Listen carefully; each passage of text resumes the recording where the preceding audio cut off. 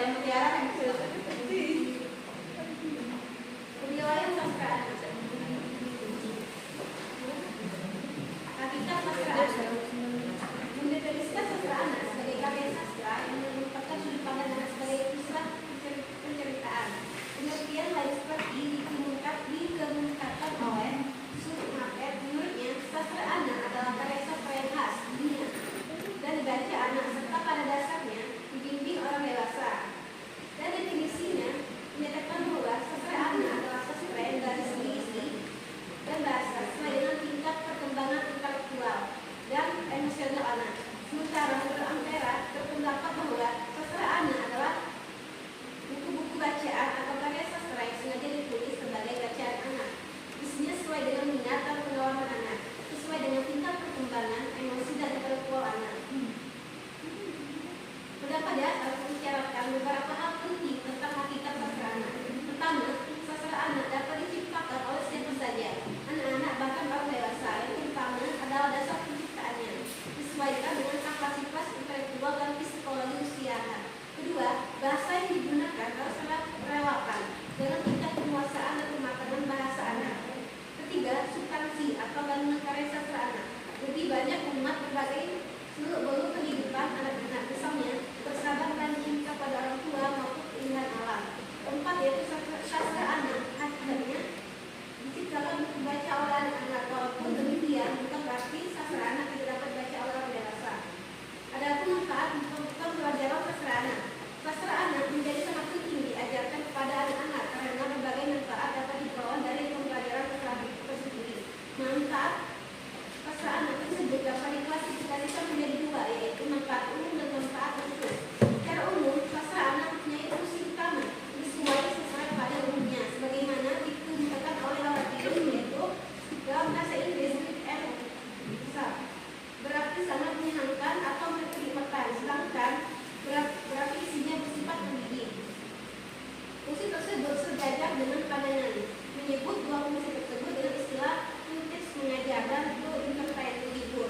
Fungsi menghibur artinya sastra memberikan kesenangan tersendiri dalam diri pembaca sehingga pembaca merasa tertarik membaca sastra. Fungsi mengajar karya sastra memberikan nasihat dan penanaman etika sehingga pembaca dapat meneladani hal-hal positif dan karya sastra. Dalam hal ini, karya sastra menentukan manusia menjadi manusia, mengenal diri, sesama lingkungan dan sebagainya permasalahan. Secara khusus, pembelajaran sastra dapat memberikan manfaat sebagai berikut. Pertama, memberikan manusia yang berkarakter dan berbudi luhur. Manfaat utama belajar sastra anak adalah untuk membentuk manusia-manusia yang berkarakter dan berbudi luhur dengan banyak membaca karya sastra. Yang kedua yaitu melatih memupuk kebiasaan baca pada anak-anak. Anak-anak pada umumnya lebih suka membaca hanya untuk mencari kesenangan. Niat awal untuk mencari kesenangan dapat dijadikan sebagai jembatan untuk melatih dan membiasakan bergaul dengan dunia buku. Yang ketiga yaitu membaca perkembangan intelektual dengan psikologi anak. Sajian cerita anak atau kisah dan berbagai hal dalam karya sastra akan menimbulkan rasa simpati atau empati anak-anak. Yang keempat yaitu mempercepat perkembangan bahasa anak. Perkembangan bahasa anak berjalan secara bertahap seiring dengan perkembangan fisik dan pikirannya. Yang kelima yaitu membangkitkan daya imajinasi anak. Imajinasi dalam sastra lain tidak bukan hanyalah sebuah media untuk mengekspresikan pikiran dan perasaan pengarangnya. Baiklah, itu tadi penyampaian makalah dari kelompok 5. Terima kasih untuk Mutiara telah menyampaikan makalah dari kelompok 5. Baiklah, acara selanjutnya penyampaian makalah dari kelompok 6, yaitu sastra anak di usia awal. Kepada Kamaludin dan Kadian saya silakan. Baik, terima kasih kepada moderator. Pengertian sastra anak. Menurut Jarwo dalam menggunakan bahasa Indonesia, kata sastra, susastra, dan kesastraan memiliki makna yang berbeda. Kata sastra dahulu sastra, tapi seiring perkembangan bahasa kemudian menjadi sastra. Kata sastra berasal dari bahasa Sanskerta, yaitu dari kata cas dan mantra. Kata cas artinya mengajar, sedangkan mantra artinya alat. Jadi sastra artinya alat untuk mengajar. Sementara itu kesastraan berasal dari kata sastra, sedangkan kata susastraan berasal dari kata susastra. tambahan su pada susastra artinya indah atau lebih. Sehingga susastra artinya bermakna sastra indah. Pada dasarnya kata sastra dan tambahan su sudah mengandung konsep nilai sehingga karya-karya yang tergolong sastra dianggap telah memiliki nilai sastra. Novel sastra misalnya dianggap lebih bernilai daripada yang bukan sastra. Meskipun novel sastra itu kadar sastranya berbeda-beda. Menurut penelitian 2013 halaman 2, karakteristik sastra anak dapat dilihat dari dua segi, yaitu kebahasaan dan kesastraan. Dari segi kebahasaan dapat dilihat dari struktur kalimat, bahasa dan gaya bahasa majas. Struktur kalimat ini digunakan masih sederhana, berupa kalimat tunggal, kalimat perintah, kalimat tanya, atau kalimat perintah sederhana. Pilihan kata dalam sastra anak menggunakan kata-kata yang mudah dikenali oleh anak-anak. Gaya bahasa masih sedikit karena lebih menggunakan kata-kata konkret. Sedangkan dari segi kesastraan menunjukkan tersebut dalam alur cerita, tokoh dan tema. Alur cerita disusun secara kronologis dengan hubungan sebab akibat. Tokoh cerita berupa manusia, binatang atau tanaman. Watak tokoh dalam cerita jelas baik dan jahat. Tema dalam sastra anak memiliki tema tunggal. B. Tempat sastra anak. Terdapat 6 manfaat karya sastra dari segi unsur intrinsipnya, antara lain yaitu untuk memberi kesenangan, kegembiraan dan kenikmatan bagi anak-anak. Yang kedua, untuk mengembangkan imajinasi anak dan membantu mereka mempertimbangkan dan memikirkan alam kehidupan atau gagasan. Sedangkan manfaat karya sastra dari unsur ekstrinsiknya yaitu untuk perkembangan bahasa, untuk perkembangan kognitif, untuk perkembangan kepribadian dan untuk perkembangan sosial. Selanjutnya kita lanjutkan pada saudara-saudara dan silakan. Di sastra anak usia awal, satu bacaan awal dan literasi. Perkembangan anak terjadi sangat fenomenal, sehingga anak dapat memperoleh input bahasa dari manapun. Pada usia awal, anak belum mengenal baca tulis, jadi anak perlu ditanamkan budaya literasi dari sejak kecil. Proses penanaman budaya tersebut diawali dengan memperkenalkan cerita bergambar yang dekat dengan kehidupannya. Yang kedua, tradisi cerita lisan. Anak usia 0 sampai 1,5 tahun. Sastra lisan diberikan ibu kepada bayi sambil menggendong, menyusui atau meminang. Tradisi cerita lisan lahir dari perkembangan anak yang belum mengenal cerita tulis dan belum bisa membaca. Biasanya, cerita lisan berisi dongeng, fabel, cerita-cerita yang mengandung unsur tauladan diceritakan sebelum tidur. Cerita lisan dapat menimbulkan sensasi nyaman dan mengajarkan anak untuk mengembangkan imajinasi. Bacaan awal dan literasi buku alfabet buku bergambar. Membedakan literasi ke dalam 2 kategori, yaitu literasi visual dan literasi verbal. Biasa orang tua membacakan cerita dan menyajikan lagu-lagu anak dapat memotivasi anak untuk meniru. Bersifat interaktif dan menumbuhkan semangat membaca pada anak. Dipergunakan untuk memperkenalkan, mengajarkan dan mengidentifikasi huruf-huruf.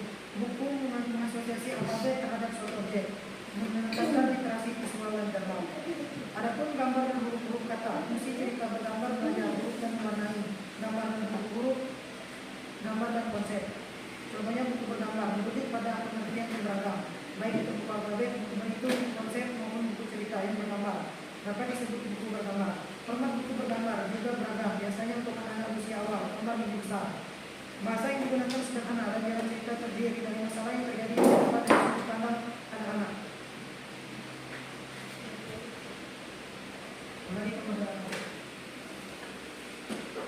Baiklah, itulah penyampaian dari kelompok 6. Baiklah, sekarang sesi tanya jawab kepada audiens yang ingin bertanya kepada kelompok 5 dan 6. Kami silakan. Ya,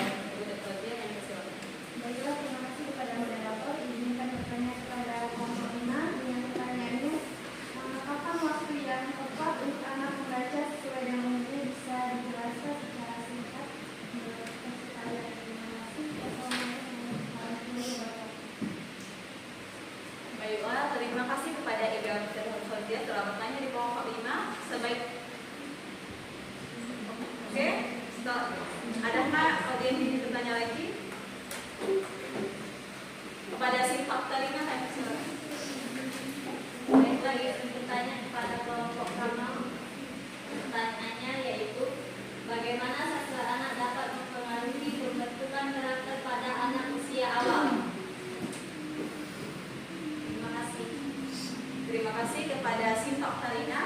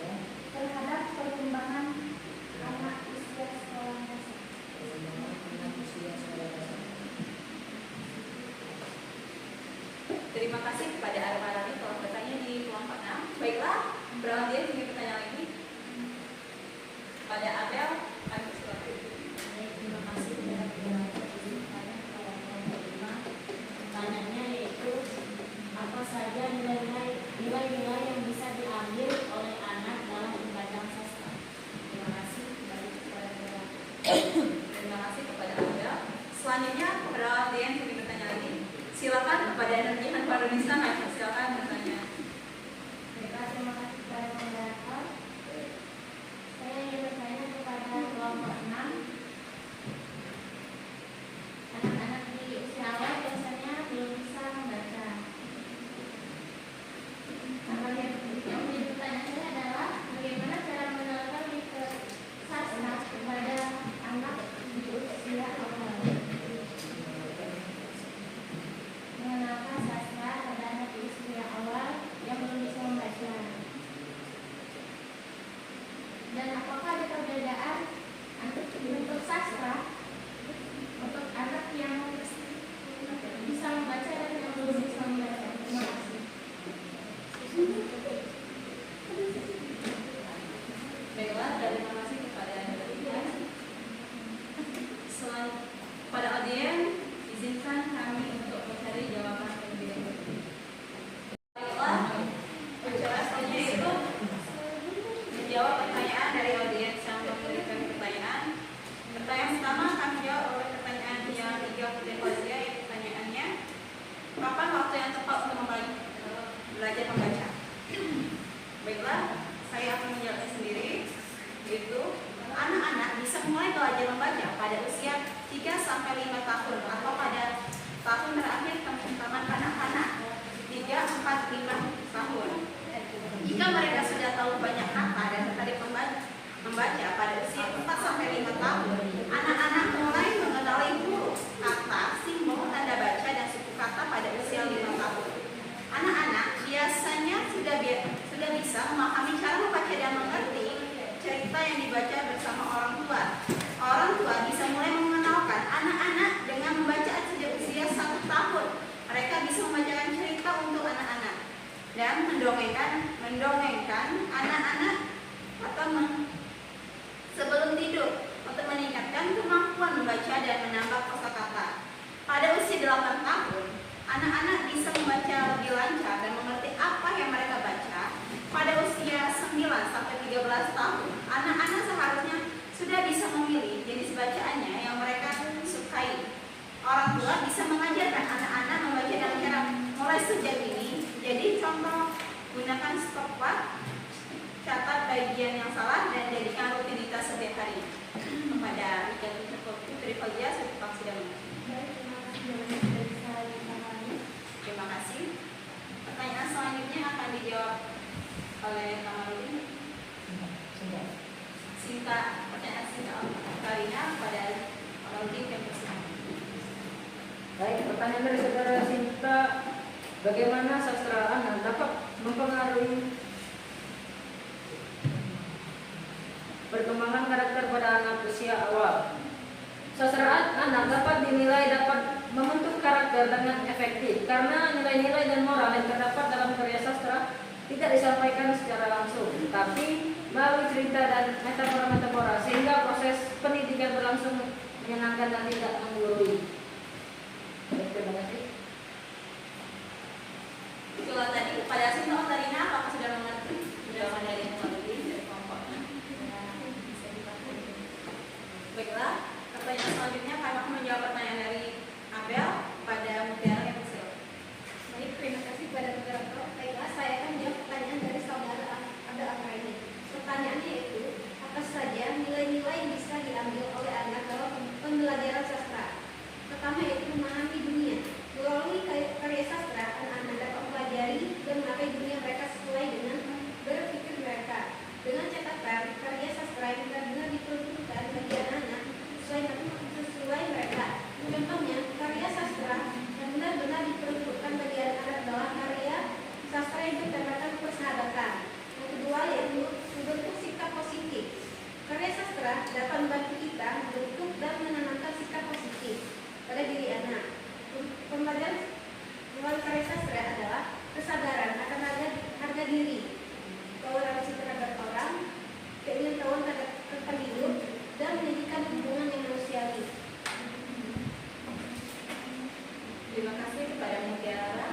Apa saudara Abel sudah mengerti? Baiklah.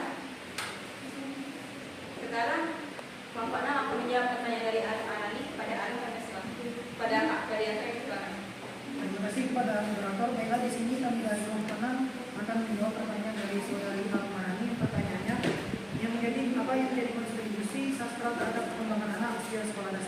Jadi di sini seperti yang kita ketahui bahwa sastra anak ini berkontribusi dalam perkembangan anak usia sekolah dasar. Sastra ini mengembangkan imajinasi anak untuk memikirkan alam, insan, pengalaman atau gagasan dengan berbagai cara. Sastra ini juga dapat memberikan pengalaman seolah-olah si anak ini sendiri yang mengalaminya, seperti petualangan, perjuangan dalam menghadapi rintangan. Jadi pembelajaran sastra anak dalam dunia pendidikan di sekolah dasar dapat meningkatkan kemampuan siswa dalam menikmati, menghayati, memahami karya sastra tersebut. Dalam pembelajaran sastra anak, tentunya kita harus tahu apa saja karya-karya sastra yang terdapat dan disukai oleh anak tersebut. Terima kasih kepada Ferdiansa. Apakah saudari Ara sudah mengerti? Oke, terima kasih.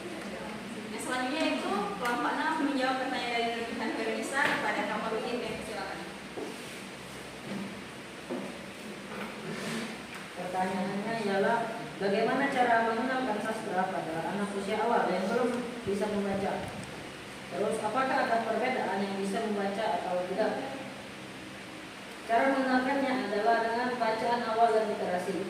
Perkembangan anak terjadi sangat fenomenal, sehingga anak dapat memperoleh input bahasa dari manapun. Pada usia awal, anak belum mengenal baca tulis. Jadi, anak perlu ditanamkan budaya literasi sejak kecil. Proses penanaman budaya tersebut diawali dengan memperkenalkan cerita bergambar dan dekat dengan kehidupannya.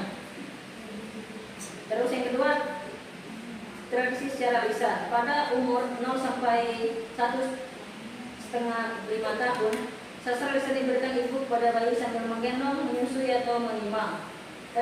Tradisi cerita lisan lahir dari perkembangan anak yang belum mengenal cerita tulis dan belum bisa membaca. Biasanya cerita lisan berisi dongeng, fabel, dan cerita-cerita yang mengandung suri tauladan.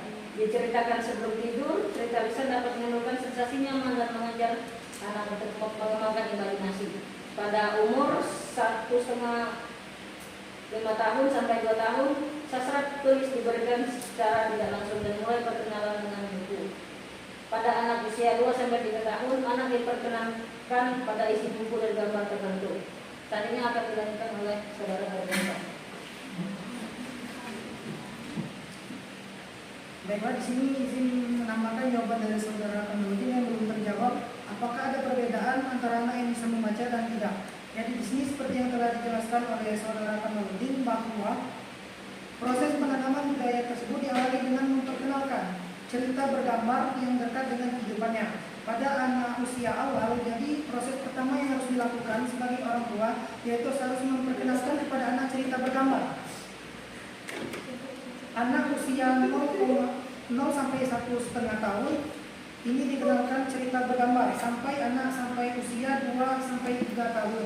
Jadi pada umumnya untuk anak usia awal ini rata-rata semua belum bisa membaca. Jadi orang tua itu mengenalkan dengan cara cerita bergambar. Namun jika anak itu sudah masuk kelas 1 SD tetapi belum bisa membaca, bahwa ada penyebab yang anak susah membaca tersebut. Penyebabnya bisa jadi orang tua ini membiarkan anaknya ini bermain HP yang terlalu lama atau sering berada di depan televisi, yang mengakibatkan gangguan fokus dan konsentrasi anak ini susah membaca.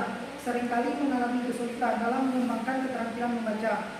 Siswa dengan gangguan konsentrasi dan gangguan fokus akan sangat kesulitan dalam belajar membaca, sehingga pemahamannya seringkali terganggu, sehingga anak usia sekolah dasar itu belum bisa membaca. Jadi kesimpulannya bahwa untuk anak di usia awal ini semuanya masih belum bisa membaca, tetapi para orang tua ini mengenalkan dengan cerita bergambar. Mungkin itu saja. Kembali ke beberapa. Oke, terima kasih kepada Kamarudin dan Ferdiansa. Apakah saudari Nurjan Veronisa tidak mengetahui? Terima kasih. Sesi selanjutnya itu pembacaan kesimpulan yang akan saya bacakan sendiri dari kelompok 5. Kesimpulannya yaitu 3 komponen dasar evaluasi pembelajaran sastra anak sebagai berikut. 1. Kognisi artinya lebih mengutamakan pengetahuan belajar atau pengembangan dan daya pikir sebagai kecerdasan otak. Yang kedua yaitu aspek afeksi artinya lebih mengutamakan unsur perasaan atau emosional. Yang ketiga yaitu aspek keterampilan lebih mengutamakan kemampuan siswa untuk menyelesaikan tugas, artinya siswa itu mampu memiliki catatan yang menyelesaikan tugas yang diberikan kepadanya. 2. Bentuk penilaian dan apresiasi sastra anak. Tadi mengikuti penilaian proses dan penilaian hasil belajar, instrumen atau alat penilaian yang meliputi essay test dan pilihan ganda. Cara yang digunakan tanya jawab, penugasan essay test dan pilihan ganda. Itulah penyampaian kesimpulan dari kelompok 5. Selanjutnya kesimpulan dari kelompok 6 akan disampaikan oleh Ferdiasa kepada Ferdiasa yang bersama. Baiklah, di sini saya akan menyampaikan kesimpulan dari kelompok 6 sastra anak di usia awal, bahwa sastra anak ini adalah sastra yang dibaca anak dengan karakteristik yang beragam, tema dan format. Sastra anak ditulis berdasarkan sudut pandang anak yang mencerminkan perasaan dan pengalaman anak-anak. Pilihan kata dalam sastra anak ini menggunakan kata-kata yang mudah dikenali oleh anak-anak. Gaya bahasa masih sedikit karena lebih menggunakan kata-kata konkret. Karya sastra memiliki manfaat baik dari segi prinsip maupun dari segi edukatif bagi pembacanya. Itu saja penyampaian kesimpulan dari kelompok saya.